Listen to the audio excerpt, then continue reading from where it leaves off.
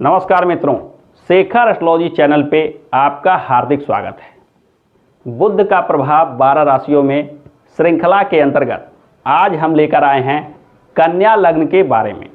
आज हम जानेंगे कि कन्या लग्न के कुंडली में बुध के 12 भाव में क्या प्रभाव होते हैं, कहाँ बुध शुभ होते हैं और कहाँ बुध अशुभ होते हैं। आइए चर्चा को शुरू करने से पूर्व बुध के बारे में कुछ सामान्य बातों को जानें। बुध मिथुन और कन्या राशि में स्वराशि के माने जाते हैं, यानी मिथुन और कन्या बुध की राशि होती है। बुध कन्या राशि में ही उच्च राशि के माने जाते हैं और मीन राशि में बुध नीच राशि के हो जाते हैं। बुध कुछ खास चीज़ों को नियंत्रित करते हैं, जिनमें से सबसे पहले आता है कि व्यापार को बुध नियंत्रित करते हैं। वाणी हो, याददाश्त शक्ति हो, वाक्य शक्ति हो या लेखन की कला हो, इन चीज़ों को बुध नियंत्रित करते हैं। साथ ही साथ भाषा सीखने सिखाने की कला या भाषा में दक्षता, इन चीज़ों पर बुध का अधिकार होता है। विद्या, ज्ञान, चतुराई, बुद्धि, चित्रकला, शिल्पकला एवं मन की बहुत सी अवस्थाएं पे बुध का सीधे सीधे नियंत्रण होता है। यानी बुध का शुभ होना इन चीज़ों को बढ़ाता है, इन चीज़ों में बुद्धि देता है, इन चीज़ों का ज्ञान देता है। वहीं बुध का अशुभ होना इन चीज़ों के कमी को दर्शाता है। बुध की जो स्थिति हो उस प्रकार के बुध के गुण आप में प्राप्त होते हैं, या बुध के अशुभ होने से, पीड़ित होने से, निर्बल होने से बुध के गुण में कमी आ जाती है। बुध के ये समस्त गुण आपके निर्णय क्षमता को प्रभावित करते हैं, और इस युग में जिनमें निर्णय क्षमता में कमी हो वह निश्चित मानिए कि सफलता से दूर हो जाते हैं। सफलता प्राप्ति के लिए जीवन में निर्णय क्षमता का अच्छा होना अति आवश्यक है। अतः कुल मिलाकर कहा जाए तो बुध एक ऐसे ग्रह हैं जो जीवन को सफल बना सकते हैं या जीवन को असफल बना सकते हैं। बुध ही बुद्धि के कारक ग्रह है, अतः बुद्धि की कमी या अधिकता जीवन में विशेष सफलता दिला सकता है या असफलता की ओर मोड़ सकता है।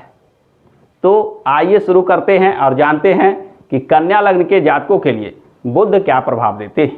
जैसा कि आप चार्ट में देख रहे हैं कि कन्या लग्न में लग्न के स्वामी ही बुध होते हैं, साथ ही साथ दशम भाव के स्वामी भी बुध होते हैं। अतः दो शुभ भाव, दो केंद्र के शुभ भाव के स्वामी होकर बुध अत्यंत शुभ ग्रह बन जाते हैं। कन्या लग्न के जातकों के लिए बुध समस्त सुख सुविधा, धन संपत्ति देने के कारक ग्रह बन जाते हैं, क्योंकि बुध कन्या राशि वाले जातकों के लिए लग्नेश होकर बुद्धिमता की अधिकता करते हैं, वहीं कर्मेश होकर कार्य क्षेत्र में भी सफलता दिलाते हैं। बुध बुद्धिमता के बल पे सफलता दिलाने वाले ग्रह होते हैं, और लग्नेश और कर्मेश होकर यह बुध विशेष लाभ देने की स्थिति में आ जाते हैं। सबसे पहले चर्चा को शुरू करते हैं कि बुध यदि लग्न में यानी अपने घर में विराजमान हो, कन्या राशि में बुध का विराजमान होना अत्यंत शुभ स्थिति होगा। यहाँ बुध उच्च राशि के हो जाते हैं। कन्या लग्न वाले जातकों के कुंडली में यदि लग्न में बुध विराजमान हो तो यह निश्चित मानिए कि ऐसे व्यक्ति के पास विशेष मानसिक शक्ति होगी। ये यात्रा, वार्तालाप में रुचि रखते हैं एवं लेखन कला, वाचन कला जैसे चीज़ों के निष्णात होते हैं। इनकी वार्तालाप शैली अत्यंत उच्च प्रकार की होती है। ये जहाँ जाते हैं अपने वाणी के बल पर राज करते हैं। ये जिसे चाहें मोटिवेट कर सकते हैं, जिसे चाहें डिमोटिवेट कर सकते हैं। इनके द्वारा बताने पर कम जानकार व्यक्ति भी अच्छी से समझ सकता है। यानी बातचीत की कला में ये दक्ष होते हैं, बुद्धिमत्ता की कला में ये दक्ष होते हैं।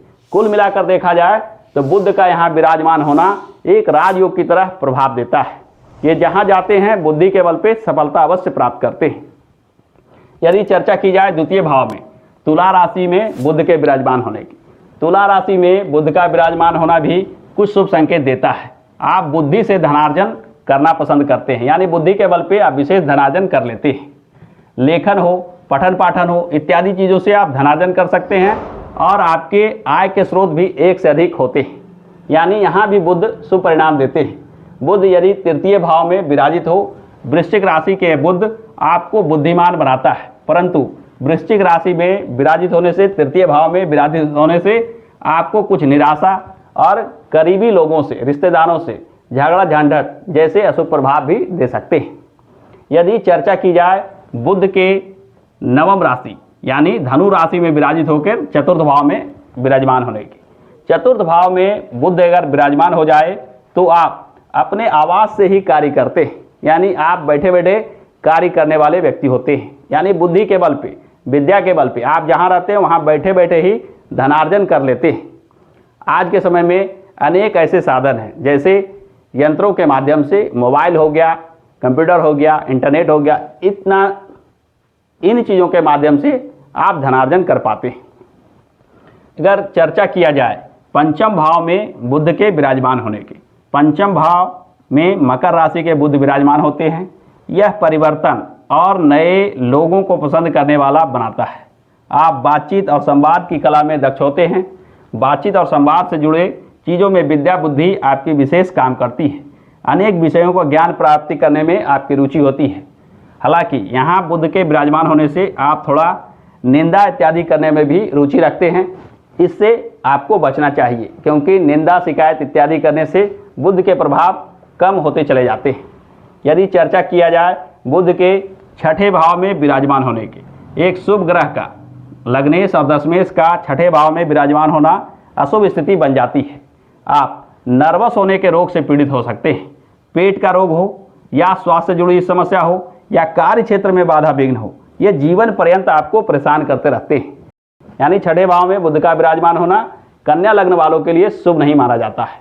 वहीं सप्तम भाव में भी बुध का विराजमान होना, बुध नीच राशि में आ जाते हैं, अतः यहाँ पर भी बुध को शुभ नहीं माना जाएगा।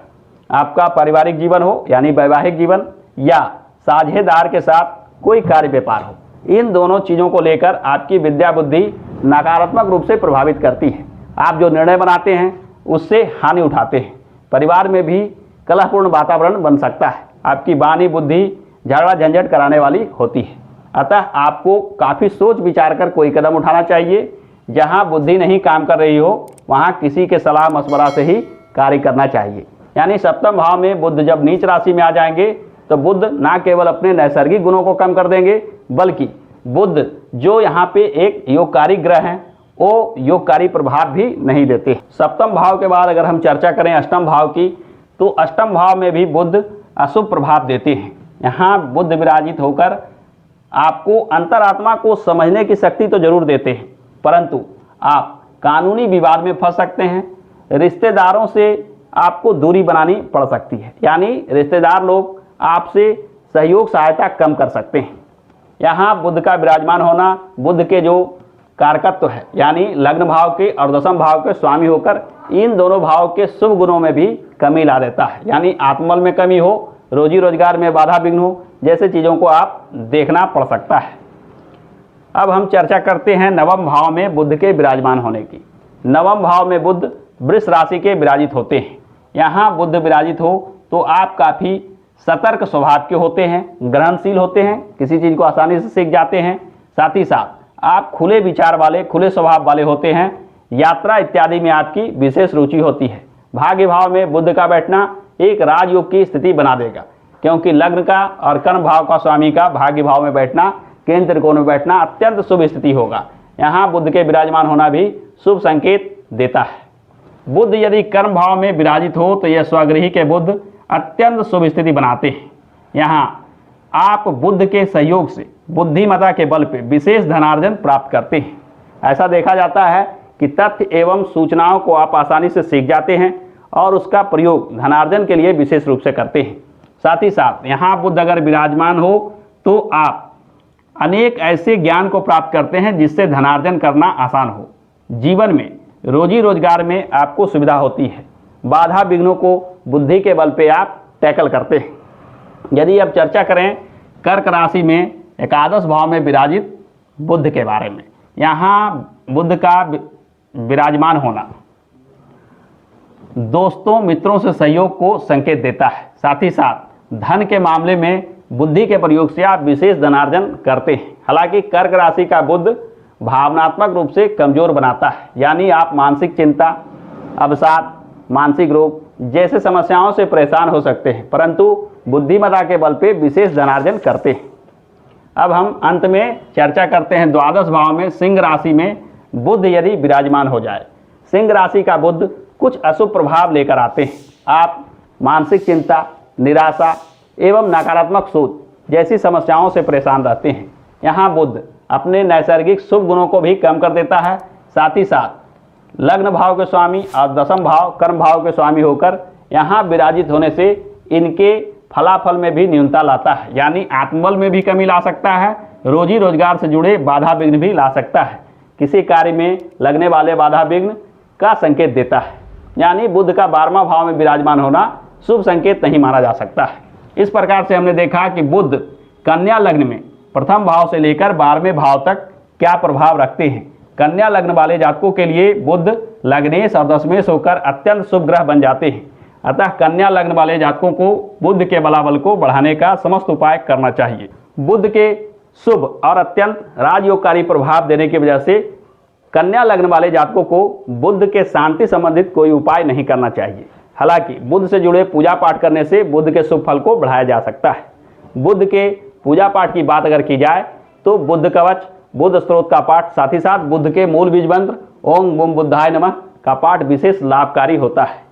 कन्या लग्न वाले जातकों को चाहिए कि बुध का यह यंत्र भोजपत्र पर बनवाकर चांदी के लॉकेट में हरे धागे में गले में अवश्य धारण करें। ऐसा करने से बुध के बलाबल को बढ़ा सकते हैं, जिससे जो शुभ फल बुध दे रहे हैं वह बढ़ते चले जाएंगे। कन्या लग्न के जातकों को बुध जब द्वादश भाव में हो, अशुभ भाव में हो, तभी बुध के दान इत्यादि करना चाहिए। बुध के दान की अगर बात की जाए तो बुध के वस्तु हैं कांसा, हरे वस्त्र, हरी सब्जियां, मूंग की दाल, हरे रंग की वस्तुएं इत्यादि। इन चीज़ों का दान करने से बुध की अशुभता कम होते जाती है। परंतु शुभ भाव के स्वामी होकर बुध यदि निर्बल हो रहे हों, वहाँ उस स्थिति में बुध का दान नहीं करना चाहिए, क्योंकि उससे और उसकी निर्बलता बढ़ जाएगी। अतः कन्या लग्न के जातकों को बुध के दान से बचना चाहिए। तो आज के लिए बस इतना ही। मन में कोई प्रश्न हो तो कमेंट में अवश्य पूछिएगा। दोस्तों, अगर आपको यह वीडियो पसंद आया है तो वीडियो को लाइक कीजिएगा, दोस्तों के साथ शेयर अवश्य कीजिएगा और चैनल को सब्सक्राइब करके बेल आइकन को क्लिक अवश्य कर लीजिएगा, ताकि आगे आने वाले वीडियो के ज्ञानप्रद जानकारी आपसे छूट ना जाए। तो आज के लिए इतना ही, फिर मिलते हैं अगले वीडियो में। तब तक के लिए धन्यवाद।